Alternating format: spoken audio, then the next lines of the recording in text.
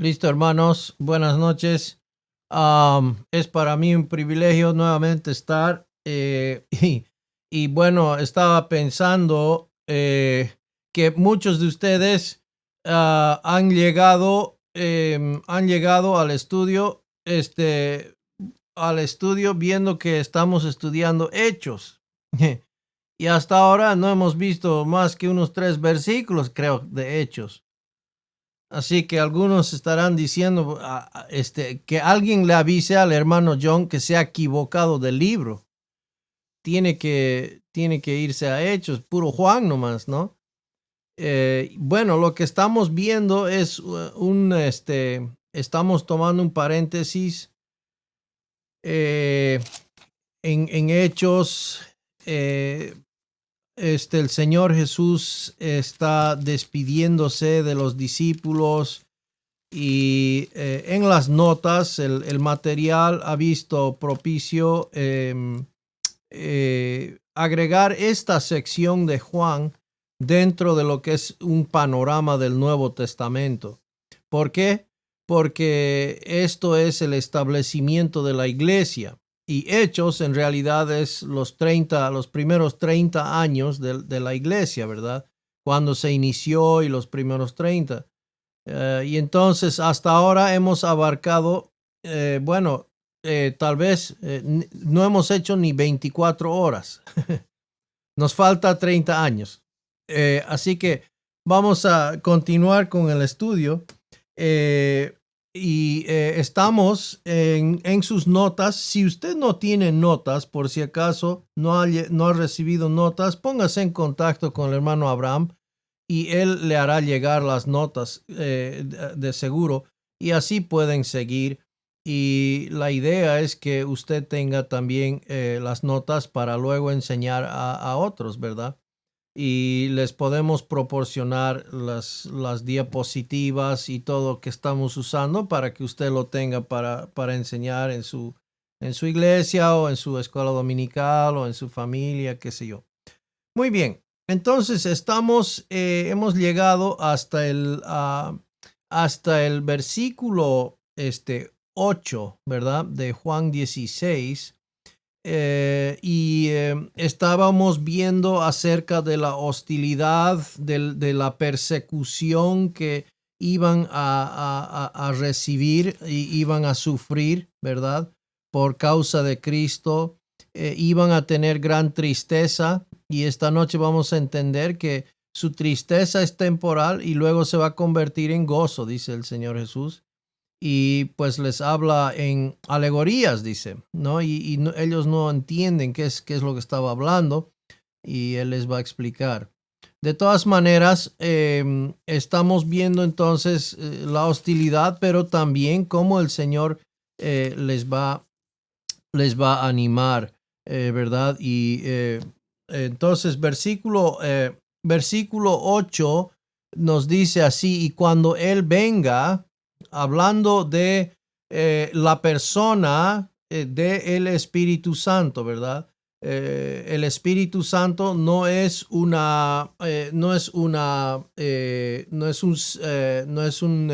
como digo, no es una cosa, ¿no? No es un aura en el aire, sino el Espíritu Santo es una persona, ¿no?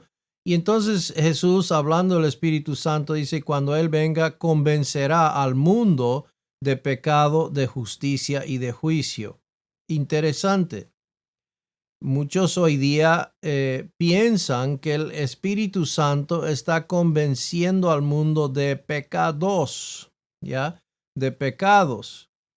Y vamos a ver esta noche la diferencia entre que el mundo está siendo convencido de pecado versus pecados. Es muy importante entender esa diferencia de justicia y de juicio. Bien, entonces el pecado, versículo 9, el pecado del cual el Espíritu Santo trae convicción a los incrédulos es el pecado singular de no creer en Jesucristo, ¿ya? Por cuanto no creen en mí. Ahora, miremos nuevamente ese versículo. Y cuando Él venga, convencerá al mundo. Esa palabra mundo es la palabra cosmos, el cual significa el universo, o sea, todo entero. O sea, ya no está hablando de convencer a unos cuantos, está hablando de todo el mundo. Eso es global, ¿ok?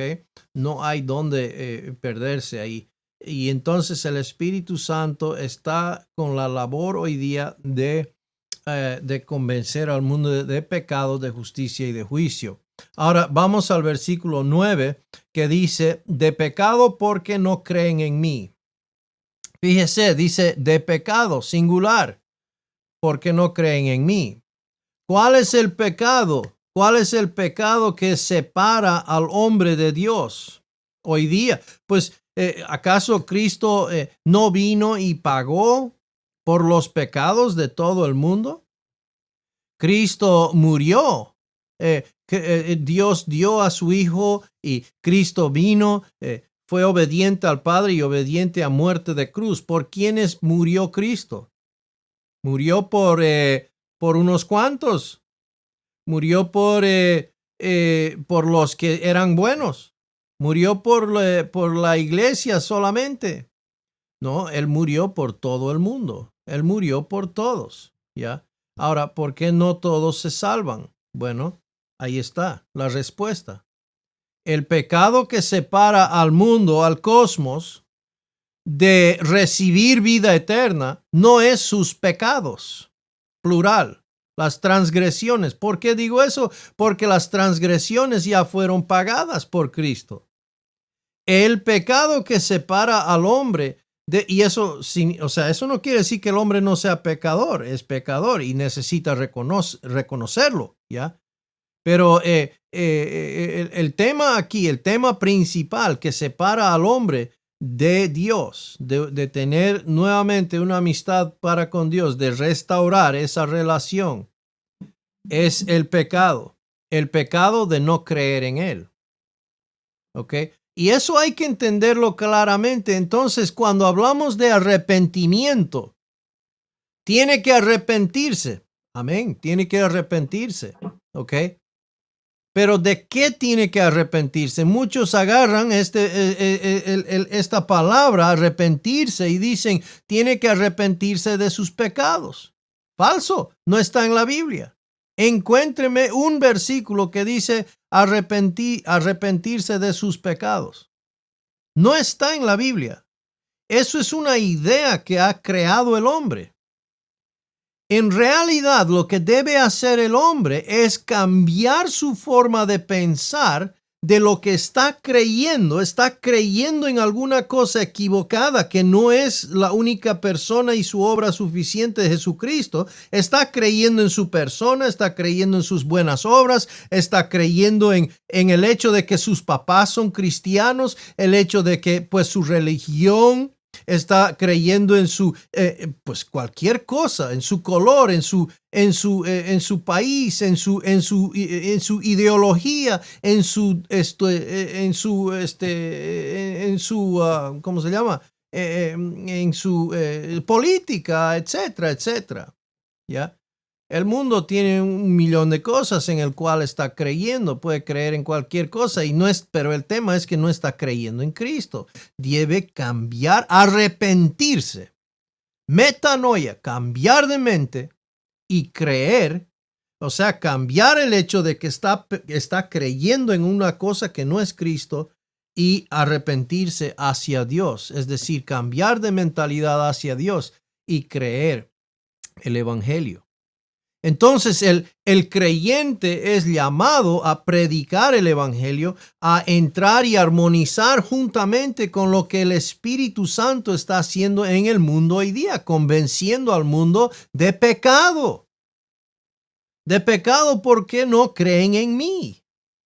No está el Espíritu Santo convenciendo al mundo de su mala manera de vivir. ¿No está el Espíritu Santo convenciendo al mundo de sus muchos pecados que han cometido? ¿Ya? Eso es bien importante entender. El pecado que lo separa al hombre es el pecado de no creer, sencillamente. Y eso es muy básico, es sumamente importante a la comunicación clara del evangelio, pues no somos salvos por obras. Somos salvos por gracia, algo inmerecido, algo que Cristo hizo por nosotros. Y es regalado, ofrecido a todo el mundo. Y es mi regalo que yo ya he sido ofrecido el regalo, lo puedo aceptar, lo tomo por medio de la fe. Sí, creo que Cristo murió por mí y su obra fue suficiente.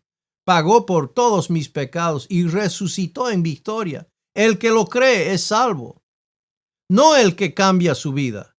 Aunque, claro, Dios cuando entra a la vida de uno, empieza a cambiarlo de adentro para afuera, es verdad. Pero no somos salvos por hacer algo.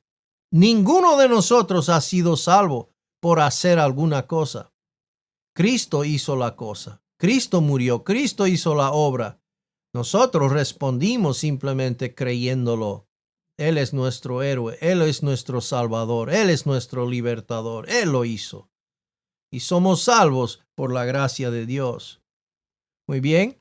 Entonces, eso es muy importante, porque hoy día hay mucha confusión en cuanto al evangelio y se está tergiversando muchísimo el evangelio. Hoy día están predicando evangelios que son enfocados al hombre y totalmente equivocados, en vez de poner el enfoque en la cruz para que la persona crea y sea salva. Juan 3:17 dice así: porque Dios no envió a su Hijo al mundo para juzgar al mundo, sino para que el mundo sea salvo por él. Versículo 18. Entonces dice claramente aquí: el que cree en él no es condenado. Pero el que no cree, fíjese qué es lo que condena al hombre. Es el que no cree. Ya ha sido juzgado, ya ha sido condenado. ¿Por qué? Porque no ha creído. No es que porque no ha dejado de pecar, no es porque no ha cambiado su vida, no es etcétera, etcétera. Es porque no ha creído. La manera que Dios ha establecido en el mundo hoy día para ser salvo, Dios en su soberanía, Dios ha manifestado la forma de ser justos, hechos declarados justos hoy día, y es por la única manera de la fe en Cristo solamente. Uno puede ser salvo únicamente por medio de la fe sola en Cristo solamente. Entonces, no ha creído en el nombre del unigénito de Dios, por eso es condenado. Entonces, eso es básico, pero nos hemos perdido, hermanos, el camino y nos han enseñado mal, lastimosamente. El método se convirtió en el evangelio. El método de salvación se convirtió en la esencia del evangelio y no estamos transmitiendo claramente lo que realmente es el evangelio. Y yo lo digo esto apasionadamente, hermanos. ¿Por qué? Porque yo estaba perdido creyendo que porque yo me había arrodillado, porque yo había confesado, porque yo había pedido a Jesús en mi corazón, era salvo. ¿Eres cristiano? Sí, porque me arrodillé. Yo sabía cuándo me había arrodillado, sabía la noche, sabía lo que había pasado, todo eso, pero no entendía el evangelio. No estaba descansando en la obra de Cristo. Estaba perdido, ¿no? Y eso es lo que está pasando en muchas circunstancias el día de hoy. Y nos urge, hermanos, predicar un evangelio claro que alinea con el convencimiento del Espíritu Santo, pues por medio, ¿no? Solamente por medio de la obra del Espíritu Santo uno puede ser salvo. Juan 16:10 nos dice así: de justicia, porque yo voy al Padre y no me veréis más. Vamos a desempacar este versículo. La justicia de la cual el Espíritu Santo trae convicción al mundo es la justicia o rectitud perfecta que se requiere para llegar a Dios. La justicia que el mundo no posee. Dice: por cuanto voy al Padre y no me veréis más. Ahora, miremos algunos versículos de apoyo aquí. Mateo 5:20 nos dice, porque os digo que si vuestra justicia no supera la de los escribas y fariseos, no entraréis en el reino de los cielos. ¿Ya? O sea, está diciendo en otras palabras, tienes que ser absolutamente y totalmente perfecto. El estándar de la justicia de Dios es Cristo y nada menos, nada menos. No hay nada menos. La raya por el cual se puede distinguir la justicia de Dios. ¿Hasta dónde? ¿Dónde medimos, verdad? ¿Dónde medimos? ¿Dónde podemos entender la justicia? Es Cristo. Cristo. Y miremos algunos versículos más. Romanos 3:10 nos dice, como está escrito, no hay justo ni aún uno. Oiga, amigo, amiga, eso significa usted. Eso significa a mí. Eso significa a todo el mundo. Eso incluye a todo el mundo. No hay ni un justo. La palabra que no miente dice no hay ni uno. No hay ni uno solo. Entonces, ¿cómo pretendemos de alguna manera traer algo a la mesa de negocios y decir, Dios, yo te traigo lo bueno de mí, ya, mi cambio de vida, mi buen comportamiento, mi amor por ti, mi sacrificio, mis compromisos, mis promesas, mi maderita al fuego, y tú me salvas a cambio? Eso es ridículo. Dios, qué quiere Dios de algo, de una persona que no es justo, que no tiene ninguna justicia? No hay quien entienda, no hay quien busque a Dios. Peor todavía, todos se han desviado, a una se hicieron inútiles en los ojos de Dios. Cosas útiles hacemos todos los días, pero delante de Dios no hay quien haga algo útil, no hay quien haga lo bueno, no hay ni siquiera uno. Por cuanto todos pecaron y no alcanzan la gloria de Dios. Todos pecaron, todos hemos pecado, no alcanzamos la gloria de Dios. Al que no conoció pecado, le hizo pecado por nosotros. Ahí está, la gran transacción, la gran obra del Evangelio es que Él lo hizo pecado por nosotros. ¿Para qué? Para que nosotros fuéramos hechos justicia de Dios en Él, en Él. Qué tremendo, qué hermoso mensaje, hermanos, el mensaje del Evangelio. Buenas noticias para malas personas. Si tú eres un pecador, si tú te hallas dentro de todos los que entienden y que han dicho, sí, yo he pecado, entiendo que soy pecador, pues buena noticia tengo para ti, porque Cristo se hizo pecado por todos. Se hizo pecado, ¿para qué? Para que su justicia fuese regalado a nosotros, a nuestro favor. Qué tremendo, qué hermoso, qué cosa más linda eso. El versículo 11 nos dice así, y de juicio, porque el príncipe de este mundo ha sido juzgado. No se equivoque, este mundo tiene un príncipe y se llama Satanás. El príncipe del aire, el príncipe de este mundo, el príncipe de este siglo es Satanás. Y él está reinando en este momento, en este mundo. Lo podemos ver. Claro que Dios está y Dios le permite hacer estas cosas, y Cristo algún día va a venir a restaurar las cosas aquí en la tierra, pero por el momento Él tiene riendas de todos los asuntos, y es por eso que vivimos en un lugar que no es nuestro hogar. Esto no es nuestro hogar, y por eso es que el mundo nos odia, hermanos, porque el padre de este mundo no es Dios, sino es Satanás. Vamos a mirar entonces es lo que dice aquí: el juicio del cual el Espíritu Santo trae convicción al mundo es el hecho de que Dios ya ha condenado a Satanás, ¿ya? Por cuanto el príncipe de este mundo ha sido ya juzgado. O sea, no hay un juicio por emitir, ya está hecho el juicio. Ya Dios ha juzgado y halló a Satanás culpable. Halló a Satanás culpable. Bien, entonces, muy importante. Miramos ahora Hebreos 2:14. Hebreos 2:14, nos dice de esta manera: así que por cuanto los hijos participan de carne y sangre, e igualmente participó también de lo mismo, para anular mediante la muerte el poder de aquel que tenía el poder de la muerte, es decir, el diablo, ¿no? Entonces, tremenda la obra de Cristo en la cruz por nosotros, que Él, hermanos, Él ya hizo la obra, ya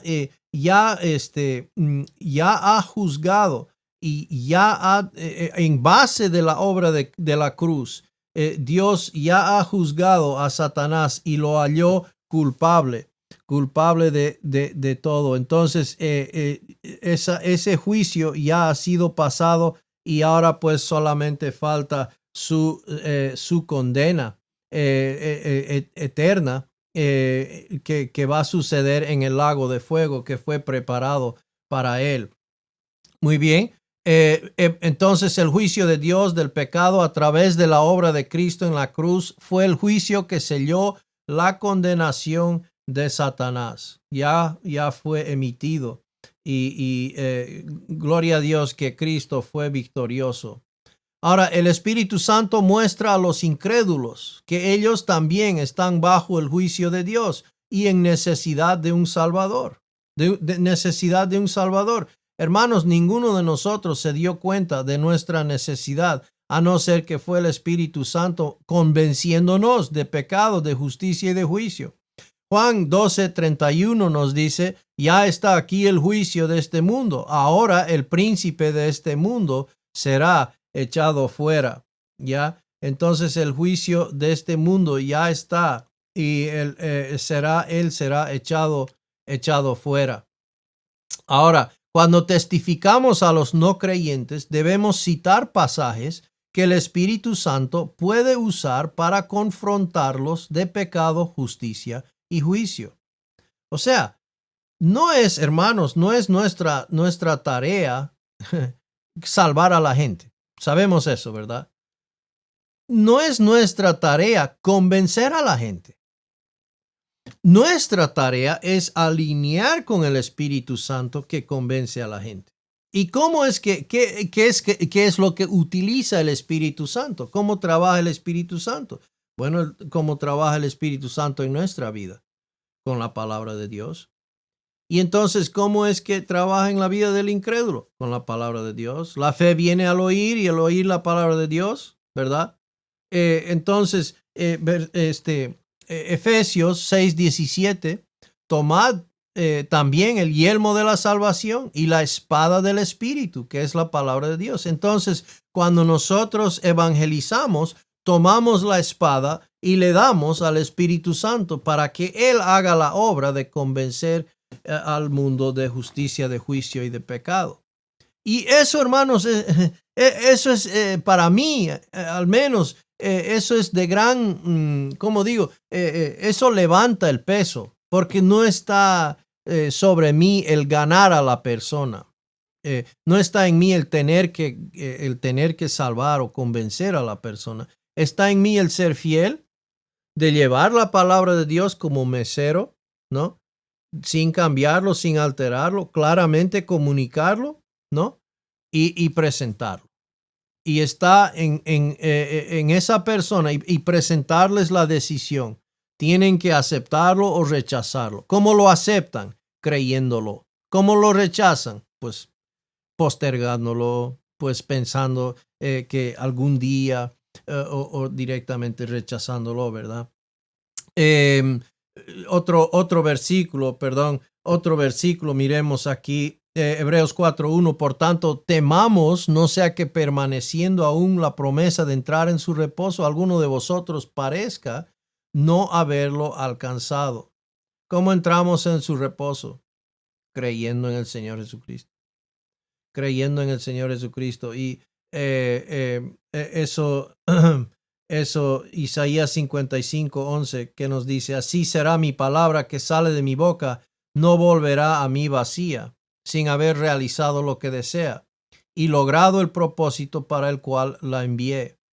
Cuando alineamos la palabra de Dios juntamente con el Espíritu Santo de Dios, Entonces tenemos una persona equipada con un tremendo instrumento de guerra, ¿verdad? De guerra espiritual. Y pues eso, como creyentes, debemos, pues tenemos ese honores y ese privilegio. Armemos pues al Espíritu Santo. Armemos al Espíritu Santo para que tenga su espada y haga la lucha espiritual que deseamos que este mundo, ¿verdad? Tenga y pueda pues entonces recibir la salvación. Ahora, miremos una gráfica. Estamos mirando Juan 16, 8 al 11, ¿verdad? Que cuando Jesús hablando de que cuando el Espíritu Santo venga, convencerá al mundo de justicia, de juicio y de justicia y de pecado, ¿no? Y entonces, pues, compartimos al mundo acerca de pecado, de justicia y de juicio, ¿no? Y aquí la palabra que está haciendo el Espíritu Santo es una palabra legal. Tiene que ver con que el Espíritu Santo está presentando, exponiendo las evidencias claras para demostrar culpabilidad y la verdadera condición del hombre. Entonces, pues, el Espíritu Santo está convenciendo de estas cosas y entonces está, pues, en presentar la solución. ¿Cuál es la solución? El Evangelio, la buena nueva, la buena noticia. Pero ¿qué sucede muchas veces cuando se comparte entonces el Evangelio? En vez de mantener el foco en la cruz, en vez de mantener el enfoque en la cruz para que la persona incrédula que tiene los ojos cegados, que realmente está confundido, que su vista está enceguecida por el engaño de Satanás, en vez de enfocar todo en la cruz y la obra de la cruz y la persona de Cristo, muchas veces se comparte el Evangelio, supuestamente el Evangelio, ya poniendo pero no el enfoque en la cruz, sino en la persona, lo que la persona tiene que hacer, cambiar su vida, tiene que invitar a Cristo. ¿Dónde va el enfoque cuando la persona tiene que invitar a Cristo? ¿Dónde va el enfoque cuando la persona tiene que hacerle Señor de su vida?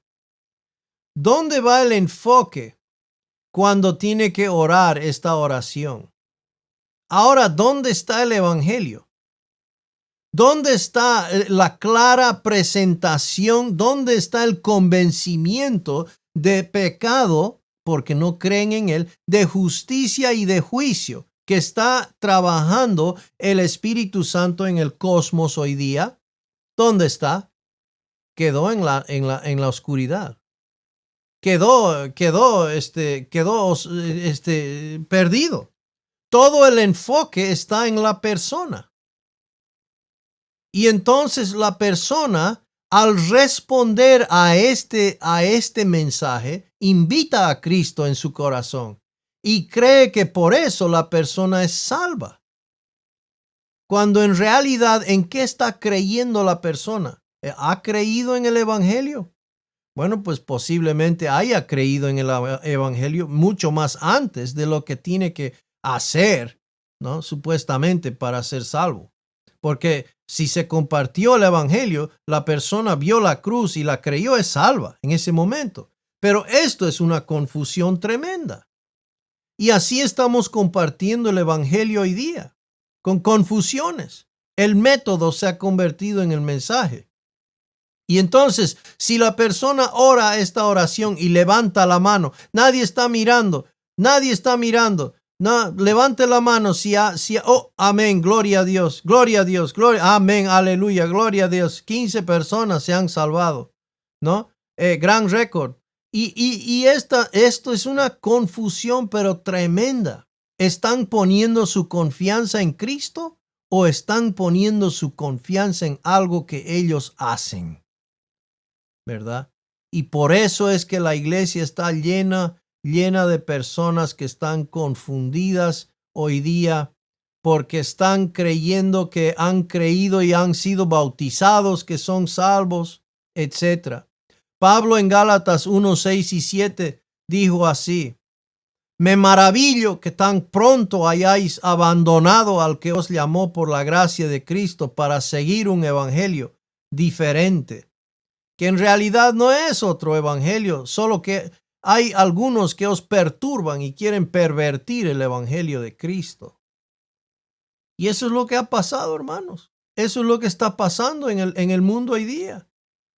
No se está compartiendo el evangelio claramente. El evangelio está bajo ataque, hermanos, y está regresemos a lo que dicen las escrituras, porque hay mucha gente confundida que está creyendo que es salva porque han confesado sus pecados, porque se han arrodillado, porque han ido adelante, porque se han bautizado, porque han pedido, han prometido, en vez de que Cristo ya hizo, y han descansado porque lo han creído.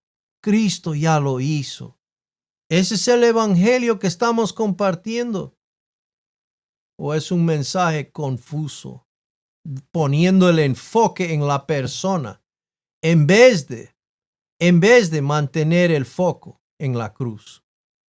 Hermanos, si nosotros predicamos el evangelio, el verdadero evangelio, mantenemos el enfoque en la cruz, no lo quitamos el enfoque de la cruz. ¿Para qué?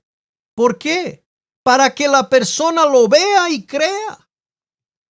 Esa es la diferencia entre la fe bíblica y lo que las obras enseñan, hermanos. La única manera que la persona crea en la cruz es si mantenemos el foco en la cruz. Y eso es lo que está haciendo el Espíritu Santo hoy día. Está convenciendo de la cruz, porque en la cruz ya fue hecho.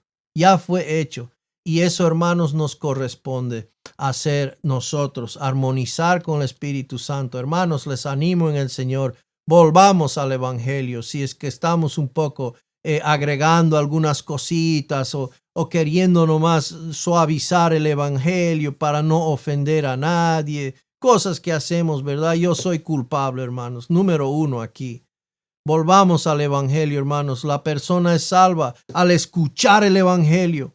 Al escucharlo claramente, lo escuchan, el Espíritu Santo lo convence de pecado, justicia y de juicio, y lo cree y es salvo y punto. Eternamente, hijo de Dios. No hay más. Y entonces, ¿cómo camina? Camina de la misma manera, camina por fe.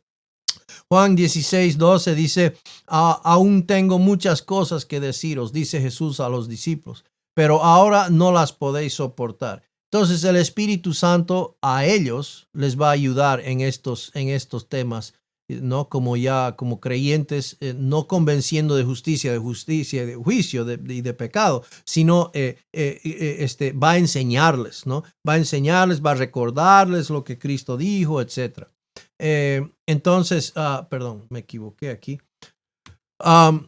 El aposento alto que hemos estado mirando estas últimas semanas, el Señor enseñó a los discípulos verdades fundamentales. Más tarde, cuando pudieran sobrellevarlas con la asistencia del Espíritu Santo, Dios les daría información más detallada. Bien, ahora miremos el versículo 13. Nos dice: pero cuando Él, el Espíritu de verdad, venga, os guiará a toda verdad, porque no hablará de su propia cuenta, sino que hablará todo lo que oiga y os hará saber lo que habrá de venir.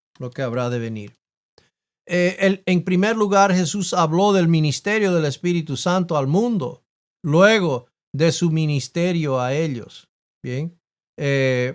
Entonces, es importante que ellos debían saber. El Espíritu Santo venía. Jesús prometió a los discípulos que el Espíritu Santo los guiaría a toda la verdad. Revelación especial. Cuando hablamos de revelación especial, estamos hablando de la palabra de Dios.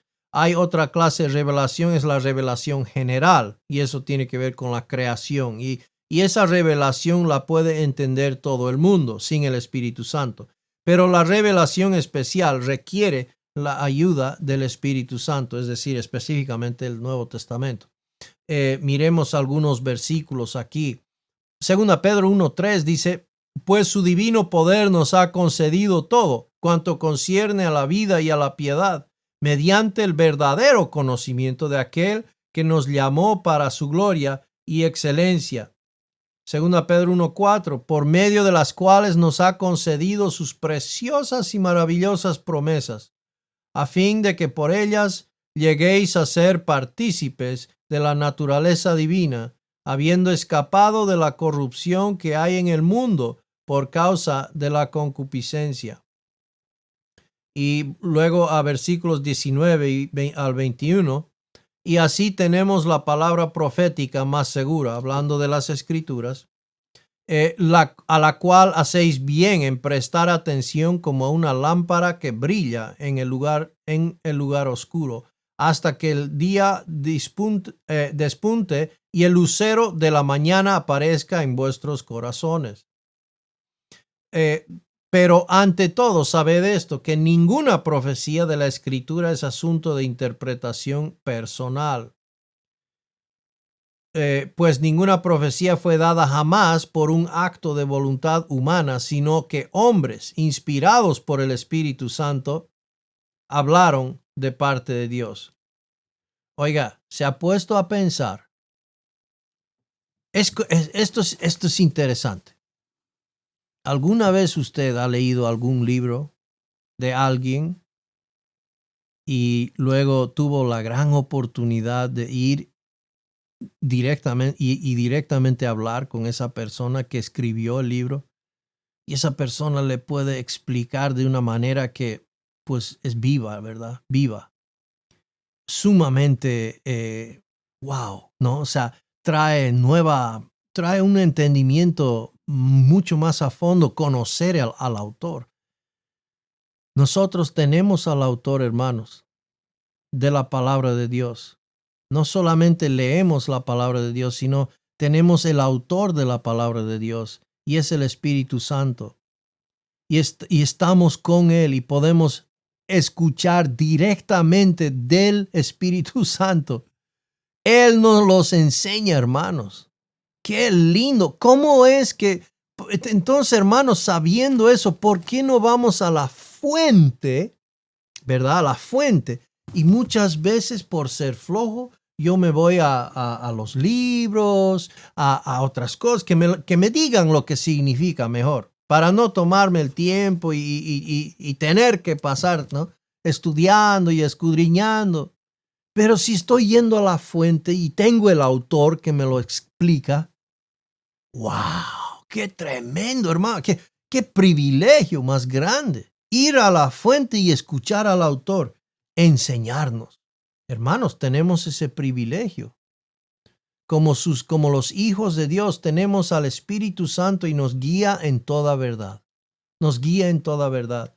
Y eso es un privilegio que no lo debemos subestimar, hermanos. Y lo hacemos, ¿verdad? Muchas veces yo lo hago y es algo que debo tomar más importancia, escuchar al autor. Jesús daba a entender que ya se había establecido el contenido del Nuevo Testamento. Ya se había establecido el contenido del Nuevo Testamento. Salmo 119, 89 es un interesante salmo. Dice, mi alma desfallece por tu salvación. En tu palabra espero, en tu palabra completa. Y pues ahora tenemos la palabra completa de Dios. Ya vino lo perfecto. Y entonces que somos de los más privilegiados de todo el mundo, tener toda la palabra de Dios. Ahora miremos algunas expresiones neotestamentarias para el andar. Estamos hablando del caminar del creyente. ¿Cómo es que se habla? El Espíritu Santo solo enseña en la esfera de la luz, ¿ok? De la luz o caminando en la verdad. La esfera de la luz es cuando caminamos en comunión como creyentes, ¿bien? Y eso es importante, versus el creyente que camina en la esfera de las tinieblas. Ahora, fíjese que eso tiene tiene algo rojo ahí, ¿verdad? O sea, está en un círculo rojo, y el círculo rojo, ¿qué color será eso? Anaranjado, no sé, soy ciego a colores, pero esa esfera significa el creyente, ¿ok? Él está dentro de esa esfera, pero dentro de esa esfera hay dos maneras de andar. Uno es la esfera de la luz y la otra es la esfera de las tinieblas. Pues según eso, hay pues consecuencias, ¿no? Consecuencias para bien o consecuencias para mal. Entonces, cuando el creyente está caminando, escuchando al autor de las escrituras y siendo el Espíritu Santo, entonces ahí es pues cuando puede aprender y entender y crecer el creyente, ¿verdad? Y en cambio, el creyente que está escuchando la sabiduría de este mundo, de este siglo, pues este creyente está en realidad caminando conforme a la carne, y entonces resultará en las obras de la carne evidenciadas en su vida. Es un andar triste, es un andar miserable, realmente. Un hijo de Dios que está caminando a manera del mundo es un andar muy, muy triste, y es algo que sucede. Hay muchos casos, ¿verdad?, que no se apartan de escuchar al autor, de estar en la palabra y nutrirse de la palabra, y son desnutridos y empiezan a caminar escuchando la sabiduría de este siglo. Juan 16:14, Él me gloriará, es decir, el Espíritu Santo le gloriará, porque tomará de lo mío y os lo hará saber. Oiga, yo escucho mucho hablar del Espíritu Santo, que el Espíritu de Dios está en este lugar, pero ninguna glorificación a Cristo. Y Cristo está diciendo, cuando Él venga, me glorificará. Es decir, el Espíritu Santo siempre está apuntando a la cruz. Como estamos viendo, de justicia, de juicio y de pecado. Eso es la cruz. Está convenciendo al mundo de lo que aconteció en la cruz. Siempre glorificando a la persona y obra de Cristo. El Espíritu Santo tomará de lo mío y os lo hará saber. Qué precioso esa verdad. Entonces, miremos aquí este versículo 14. Dice, el Espíritu Santo nunca se promueve a él mismo, pero siempre pone el enfoque en Jesús. A veces vemos el Espíritu Santo promoviendo al gran apóstol, ¿verdad? O al gran hombre que hace milagros, ¿verdad?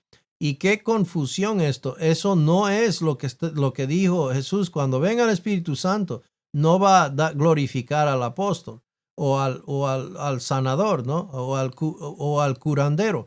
Dijo, va a enfocarme a mí, al Señor Jesucristo. Entonces siempre pone el enfoque en Jesús. Versículo 15 nos dice de esta manera, todo lo que tiene el Padre es mío. Por eso dije que él toma de lo mío y os lo hará saber. Os lo hará saber. Ahora, la Trinidad se revela claramente en este versículo. Vemos al Padre, al Hijo, al Espíritu Santo. Aunque la Trinidad no está dividida, el enfoque de toda la Escritura es la persona y obra de Cristo. Ahora, ¿por qué tenemos que explicar eso? Pues hay algunos que enseñan hoy día que la Trinidad, o lo que decimos que es la Trinidad, en realidad ellos creen que todo es Jesús. Y el Padre es una personalidad de Jesús, o sea, es como que es una persona dividida en tres personajes, ¿no? Y todo es Jesús, ¿verdad? Solo Jesús, etc. Y pues no, eso claramente vemos que son tres personas que trabajan en armonía el uno con el otro. Cristo no es el Padre, pero es Dios. El Padre no es el Hijo, pero es Dios. El Espíritu Santo no es el Padre, pero sí es Dios. Entonces, muy importante ver la Trinidad en estos pasajes. Curiosamente, la mayoría de los pasajes del Nuevo Testamento que nos piden que apliquemos algo a nuestras vidas o que cambiemos algo en ellas, se refieren de alguna manera con el sacrificio de Cristo por nosotros. Wow, eso es interesante ver. Somos capaces de aceptar a otros solo cuando comprendemos que el Cristo perfecto nos acepta, siendo pecadores, miserables todos. Eh, ¿Qué esperó Cristo para morir por nosotros? ¿Qué esperó? No esperó nada. No esperó que seamos buenos. En que siendo aún enemigos, Cristo murió por nosotros. Por tanto, dice Romanos 15:7, aceptaos los unos a los otros, como también Cristo nos aceptó para gloria de Dios. Cuando lo ponemos a la luz de aquello, ¿cuánto nos aceptó Cristo? En Cristo, ¿cuántos somos aceptados? Enteramente, totalmente, no es parcialmente. Y entonces, ¿cómo debemos aceptar los unos a los otros? De la misma manera que Él nos aceptó. Eso realmente pone un estándar y lo tiene bastante claro, ¿verdad? ¿Cómo amamos los unos a los otros? Dice Jesús, como yo os he amado, ¿verdad? Eh, eso lo vuelve objetivo, no es subjetivo, no es a cada uno determinar como le parezca, sino es al estándar y al nivel y según la persona y obra de Cristo. Entonces, primeramente, siempre se enseña la persona de Cristo, la obra de Cristo, pero la suficiencia de Cristo y el hecho de que somos unidos a Cristo y que hoy tenemos el Espíritu Santo para empoderarnos a caminar al nivel de aquello, porque pues por nuestro esfuerzo, nuestro esmero, no podemos, es imposible hacerlo, ¿no? Pero Él nos ha dado su Espíritu Santo. Para hacerlo, es decir, la vida de Cristo vivida en nosotros, Él es el que lo hace. Él es el que vive la vida que es de otra manera imposible para nosotros. Dice las notas aquí, perdonamos a otros porque el Señor nos perdonó a nosotros. ¿Cómo sabemos, hermanos, el perdón? Que Cristo nos perdonó todo. Soportándoos unos a otros, perdonándoos unos a otros, si alguno tiene queja contra otro, como Cristo os perdonó, así también hacedlo vosotros. La persona que está caminando en la gracia de Dios, reconociendo, caminando en mente de lo que Cristo hizo por él, es fácil perdonar, porque él está caminando a la luz de que Cristo le perdonó todo. ¿Cómo no perdonar al otro? Si Cristo me perdonó todo y está caminando a la luz de aquello y eso es su forma de verse, entonces pues es fácil perdonar. Pero si uno está de alguna manera creyendo que ha conseguido la aceptación de Dios y que por medio de sus esfuerzos, entonces es imposible perdonar. ¿Qué te pasa? ¿Cómo pues vas a estar? Tienes que ser como yo, vive pues como yo. Mira pues a mí, vas a aprender una cosa o dos pues deja de ser uno. Cuando en realidad, ¿qué fui yo? ¿Dónde me encontró a mí Cristo? En la cuneta, enemigo de Dios, ¿verdad? Entonces, ¿cómo no voy a perdonar a alguien que está pasando alguna circunstancia o no? ¿No? El perdonarnos en todo sentido. Dice aquí, perdón, amamos a otros porque Él primero nos amó, ¿verdad? Um, y eso es importante porque el amar unos a otros no es algo que cada uno puede determinar qué significa el amor, sino que el amor es algo objetivo en el sentido que Cristo lo demostró. Cristo demostró su amor muriendo por nosotros, dando su vida por nosotros. Amamos a otros porque Él primero nos amó y se entregó a sí mismo por nosotros. Eso es el amor que vivimos, que practicamos, y no el amor que habla el mundo. Primera Juan 2:2, Él mismo es la propiciación por nuestros pecados, y no solo por los nuestros, sino también por los del mundo entero, del mundo entero. 1 Juan 4:19, nosotros amamos. ¿Por qué? Porque Él nos amó primero. Él nos amó primero. Entonces, los maridos deben amar a sus esposas como Cristo amó a la iglesia. Buena suerte. Buena suerte. Hermanos, pero ese es el nivel. A eso nos ha llamado. Ese es el estándar. Entonces, ¿cómo vamos a amar ese amor? Si no es que Cristo lo hace por medio de nosotros. La persona de Cristo morando en nosotros, llevando nuestros cuerpos a servidumbre de esa manera, sometiéndoos unos a otros en el temor de Cristo. El temor de Cristo, ahí está la clave. El resultado, sometiéndose unos a otros. El esposo amando a la esposa como es debido. Y las esposas deben sujetarse a sus esposos como Cristo se sujetó al Padre. Colosenses 3:18 nos dice así: mujeres, estad sujetas a vuestros maridos como conviene en el Señor. Ahí está nuevamente la clave: conviene en el Señor, conviene en el Señor. El resultado: mujeres estando sujetas a vuestros maridos. 1 Corintios 11:3 nos dice: pero quiero que sepáis que la cabeza de todo hombre es Cristo, y la cabeza de la mujer es el hombre, y la cabeza de Cristo es Dios. Ahora, eso no significa que Cristo sea menor que Dios, ¿ya? No, son iguales, los dos son Dios, son parte, ¿no? Iguales, pero el rol que ejerce, ¿verdad? El Hijo se sujeta al Padre. Y entonces cuando en el matrimonio la mujer está sujeta y las esposas deben sujetarse a sus esposos como Cristo se sujetó al Padre. Déjeme decir algo a las hermanas como a manera de animar.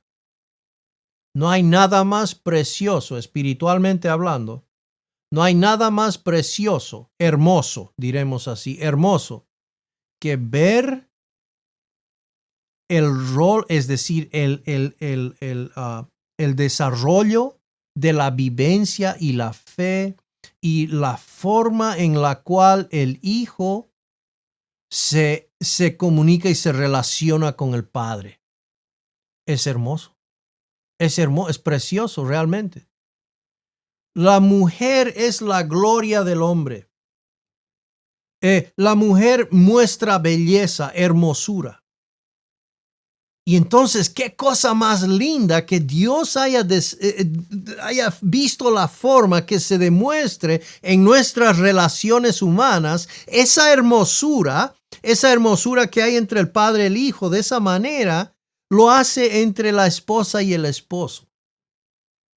Eso es hermosura. Eso es hermosa en los ojos de Dios. Queremos caminar espiritualmente, pues estas cosas deben animarnos, deben realmente motivarnos para demostrar la gloria de Dios, la hermosura de Dios en sus designios y sus formas.